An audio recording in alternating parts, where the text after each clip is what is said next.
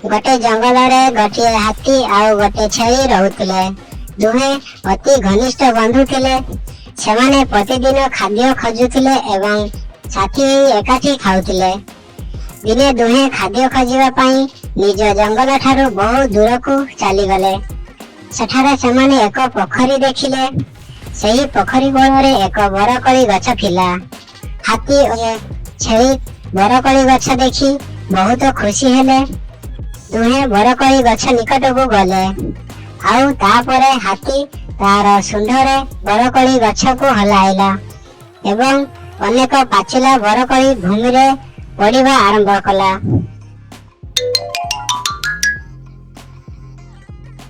शीघ्र शीघ्र पड़िथिबा बरकଳି को संग्रह करिबा आरंभ कला।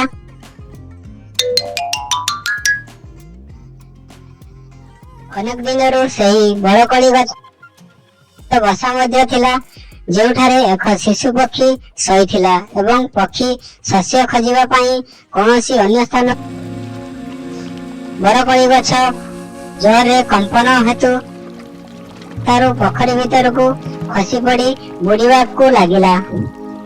छुआ पक्षी बुड़ी जीवार देखि छेली एहा को बचाइबा पई पोखरी को डेई पड़िथिला, किंतु छेली पहरी पारिला नाही। एही कारणरू से मध्य पोखरी रे बुड़ीबा को लागिला। एही छेली एवं छुआ पक्षी बुड़ी जीवार देखि को डेई पड़िथिला। आउ उभय शिशु पक्षी एवं छेली को बुड़ी जीवारू रक्षा कला।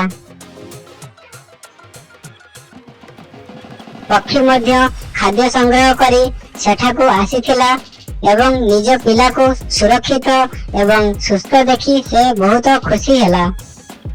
से हाथी एवं छेली को एही पोखरी एवं बरकଳି गछ निकटरे रहिबाकू कहिथिला।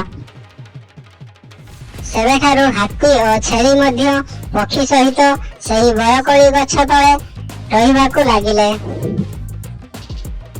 किछि दिन मध्यरे शिशु पक्षी बड़ हैला।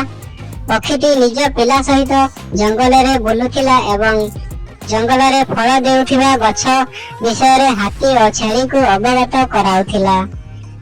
एही परि भावरे हाथी छेली एवं पक्षी माने बहुत खुशी रे ताकर जीवन यापन करिले। एई कहानी रो हमें कोन सिखिले? आमे कहारो खेती करिबा उचित नहीं। जदि हमर भूल हेतु केही असुविधा रे पड़ंती तबे से भूल को आमे संशोधन करिबा उचित एवं परस्पर को सहाय्य करिबा उचित। हाय फ्रेंड्स, आशा करूची हम वीडियो आपण मानन को भल लागिथिबो। एमिति आहुरी नुवा नुवा वीडियो देखिबा पई हम चैनल को सब्सक्राइब करंतो। आ वीडियो को लाइक, कमेंट, शेयर करिबा पई जमा भूलिबेनी। नमस्कार, जय जगन्नाथ।